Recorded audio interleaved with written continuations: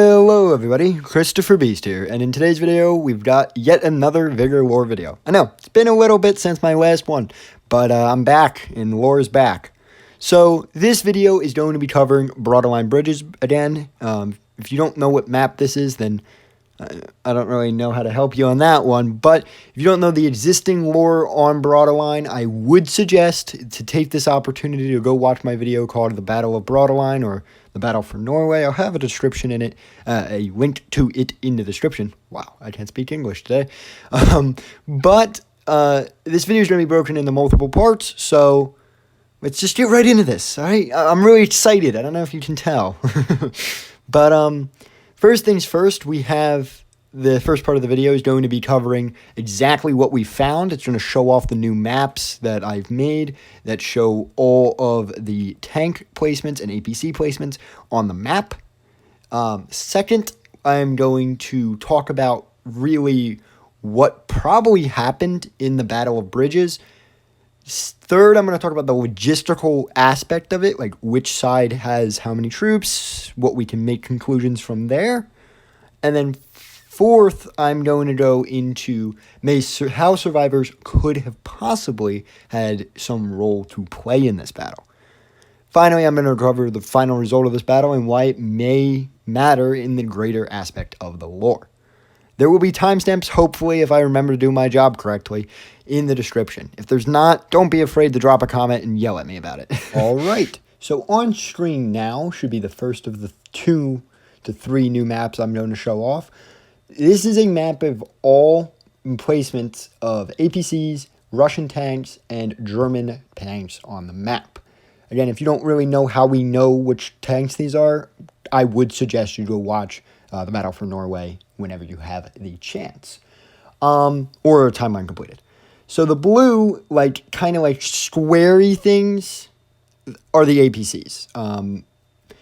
The blue, kind of like more tanky things are actual tanks. Those are the German Leopards. Someone's going to shoot me if I say they're Shermans.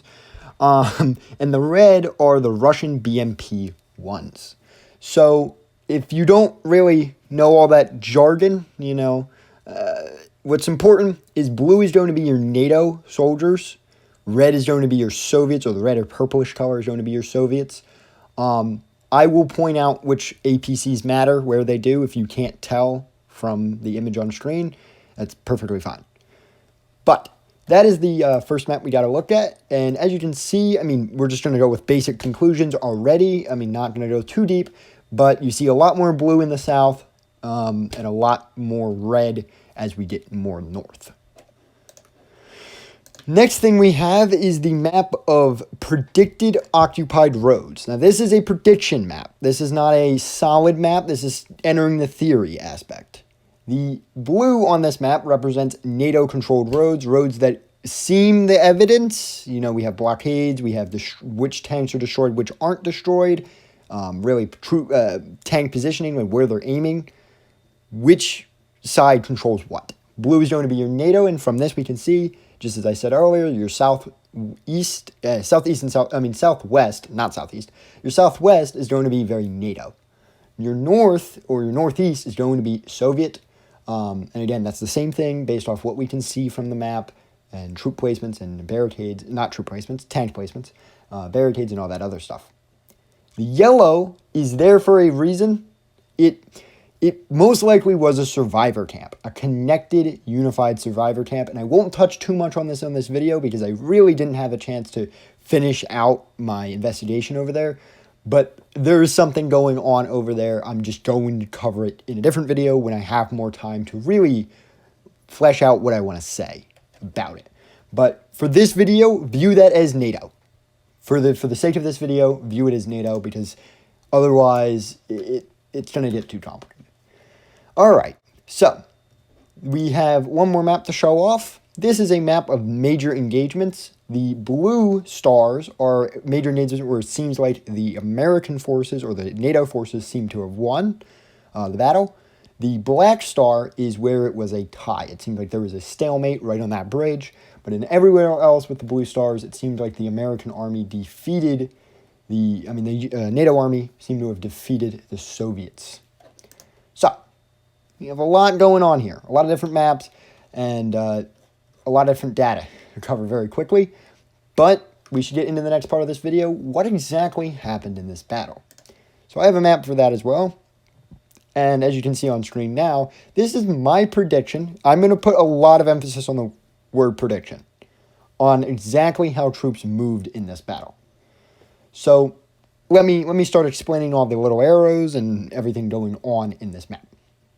I think it's pretty clear that we have to work backwards. And I know that sounds confusing, but we have to work backwards. We have to work from the end of the battle to the beginning of the battle. Because what we see on the map is the results of the battle. You know, the nuclear bomb falls, the war ended, the battle's over, whatever the heck ended up happening to end this battle, that's what we're seeing on the map now.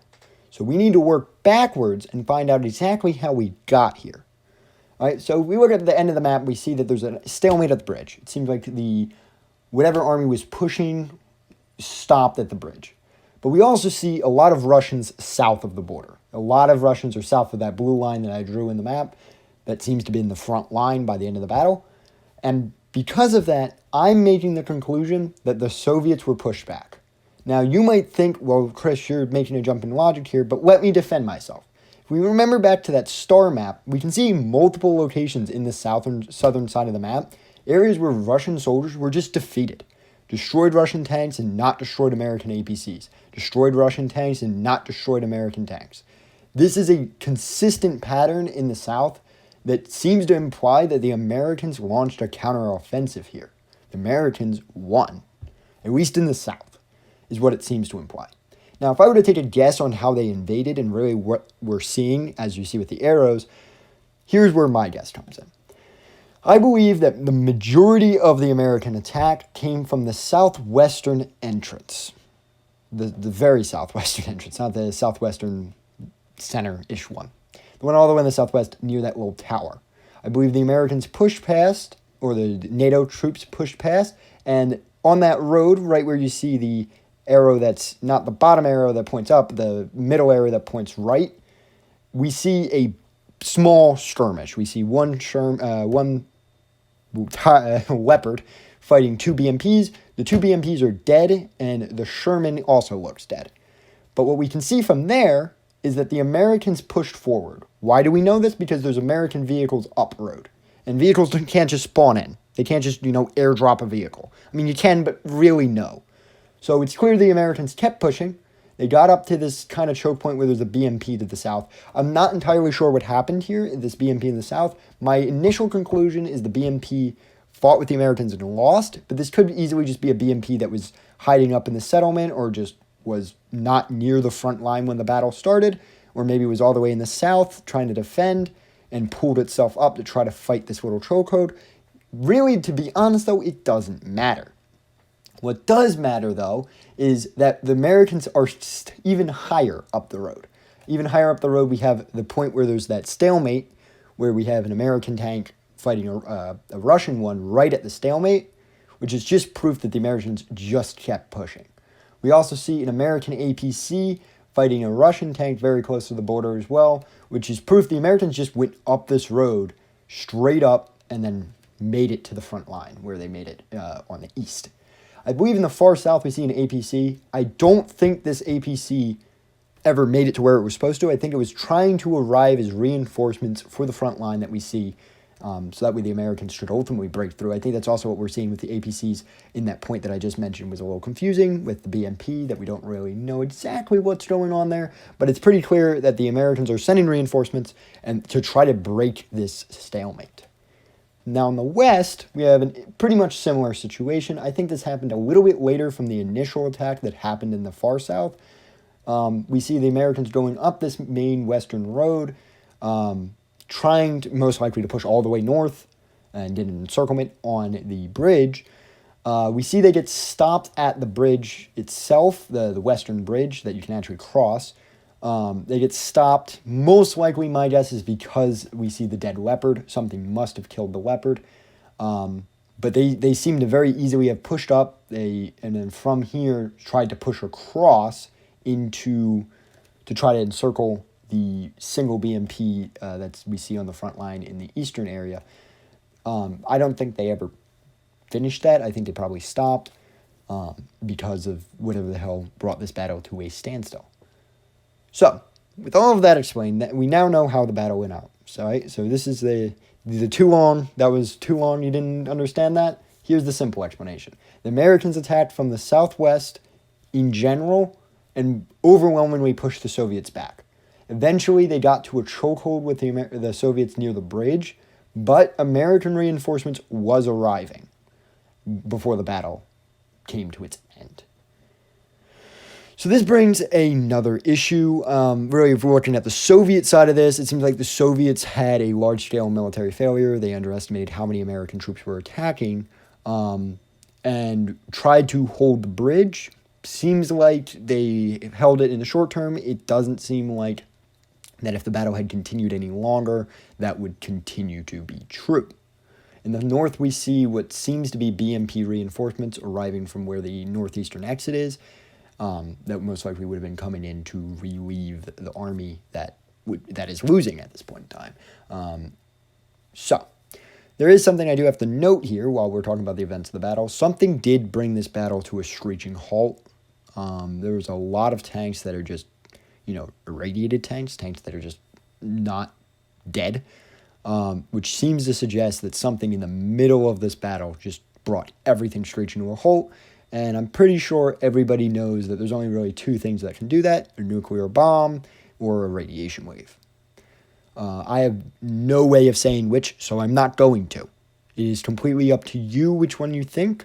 If you've watched my other videos, you can make your own conclusions. If it was the nuke that got dropped on bridges, not that got dropped on bridges, but that got dropped as bridges happened, that caused the Americans to just stop fighting or the Russians to stop fighting because there really would be no more point anymore, or if the rad wave that we know happened to Fisk got here and just killed everybody then.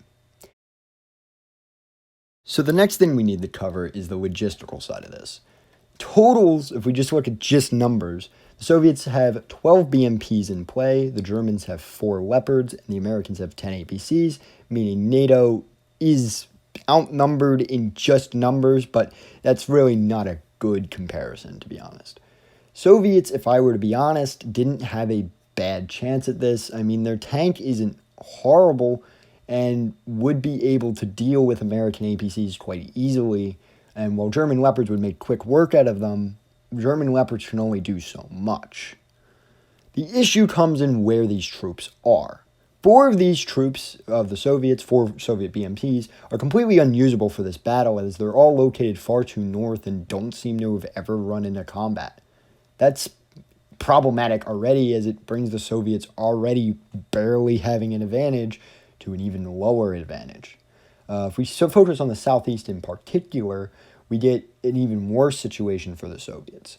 The Soviets only have 5 BMPs in the area, and the BMPs they have in the southeast are not together, at all. 2 are located farther north in the southeast, so near central, right near the bridge, meaning they wouldn't be able to really support their more southern unit brethren. 2 are located on the main road, which most likely would have to fight the main American contingency force, and 1 is located on that weird cross road that I've already said that most likely arrived as a later relief troop. If we consider that, most likely what happened in the southeast is, while yes, the Soviets had decent numbers to handle the southeast, they just were fighting a very concentrated unit while they were not concentrated. They were very spread out, trying to hold the land they had occupied, when the American advance unit just was very close together. In the southwest, though, things look even worse for the Americans. At least in the southeast, it's like maybe the Soviets, if they had grouped up, could have stood a chance.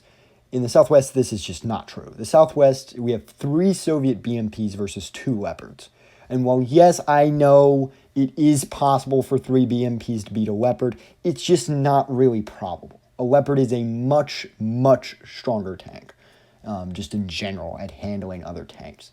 To add to that, also, there's 6 APCs as opposed to 4, which makes the ratio against the Soviets even worse. I do have to note there is one interesting thing on the map about German Leopards. is the farthest north leopard we see on the map, the one that's located next to the western bridge, is actually blown up. And it has its top completely removed.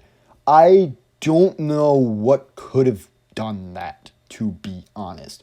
A BMP is strong, but I mean, maybe a tank expert can explain this to me, but is it possible for a BMP to blow off the top of a Leopard? Like, is it even possible? I didn't think it had enough firepower, but I could be wrong. But even if I am wrong, it's very clear to see that in the Southwest, the Soviets were just getting annihilated.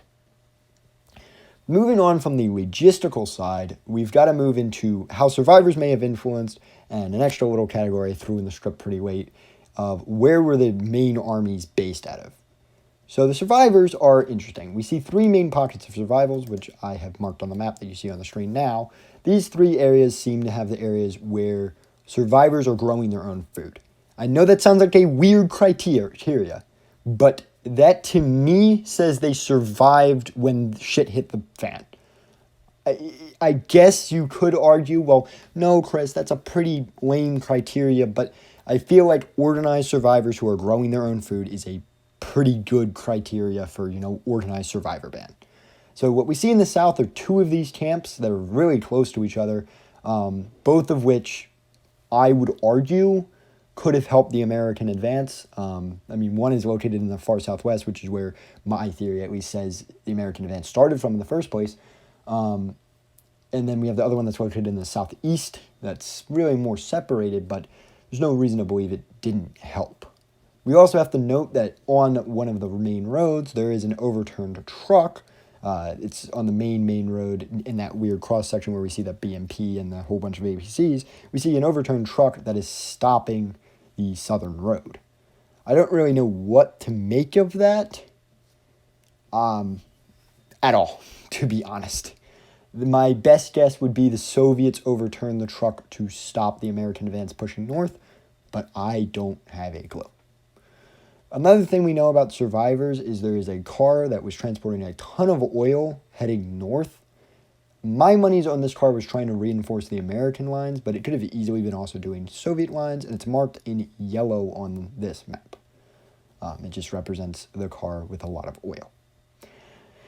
Moving farther north, though, to our farthest north little orange little box, we have the farthest north survivor camp, and I think it's a refugee camp set up by the Soviets. It's right by the coast. You have a whole bunch of tents and cars, and it's very much screams this was a Soviet refugee camp. Most likely the Soviets, when they got invaded, tried to pull all of their civilian captives as far back into the interior of their occupation as possible, at least in this city, and that's the point they got stuck at. It would also explain why the BMP is defending there, trying to make sure the Americans don't liberate this, survivor group.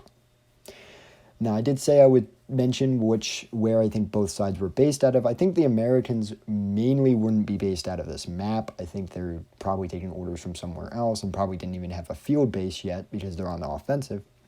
Now, the Soviet field base is most likely located right to the east of the main bridge. When you get off it, so I'll explain. When you get off the north of the bridge from the north side, so you're sprinting across the bridge going north, and you can finally exit the bridge and you can go east, there's a whole bunch of tents, and I've marked it on the map, whole bunch of tents and fortifications, basically, that seem to scream military was trying to build up here. My money's on that being Soviet. It could be American lines from when the Soviets first invaded in the first place, but I'm doubtful, very doubtful that is not Soviet, because it's located in the north, which is where we know the Soviets were based out of. It just, everything about it screams this is the Soviet line or base.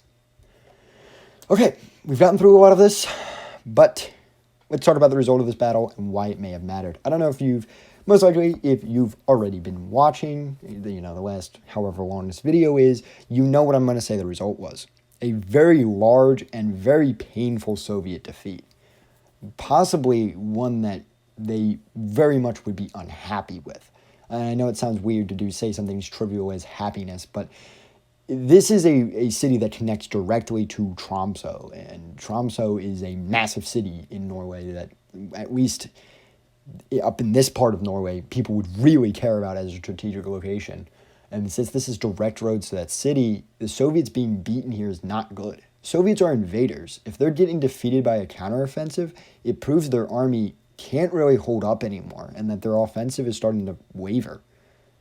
If this is any sign of what the general Soviet line is looking like, then it becomes very clear the Soviets lost the war and that they were the ones who shot first. However, I'm not making that call yet because it's a little too early. It really is. We need to see more maps, we need to see more lore, we need to see more in order to make a decision on whether it was the Soviets who shot first. But if we're looking solely at this map and what we've learned from this map alone, we can make the conclusion that the Soviet offensive was just not working anymore. And by this point in the war was crumbling. And that's pretty far. Like, being able to get there with the lore is a lot farther than we've been able to get in the past. But I'm going to leave this video here. I know I covered a whole lot, and this video is probably one of the longest lore videos I've ever done, but I hope you guys enjoyed it. This is just the first of a couple, because lore has made a couple massive jumps in the last couple weeks that are going to get us much closer to possibly even getting all of the available lore that's available in Vigor out to the public available at the moment.